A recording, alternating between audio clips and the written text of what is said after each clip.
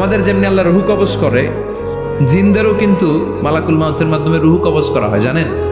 ওমা খলাকতুল জিন্না ওয়াল ইনসা ইল্লা লিয়াবুদুন।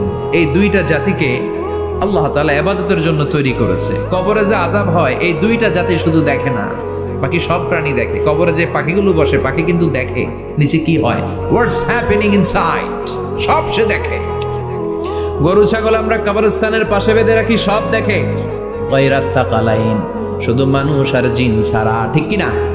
এজন্য মাঝে মাঝে দেখবেন কবরস্থান থেকে গরুর রশি ছিঁড়ে গরু দেয় দৌড়, ছাগল দেয় দৌড়, তাই না? কারণ সে সব দেখে। জিনদেরও রূহ কবজ করা হবে, তাদের জন্য এই শরিয়ত আছে। জিনদেরও কোরআন তেলাওয়াত করতে হয়, ওদেরও সালাত পড়তে হয়, ওরাও সিয়াম করে, ওরাও হজের সময় হজ করে, কিন্তু আমরা দেখি না। দেখি, এটা একটা অদৃশ্য জাতি, এটা দেখা যায়। জিসমুন নারিয়ুন ইয়াতাশাক্কালু বিআশকালিন মুখতালিফা, এটা আগুনের তৈরি একটা সৃষ্টি, যেটা যখন যে রূপ ধরতে চায় ওই রূপ ধরতে পারে।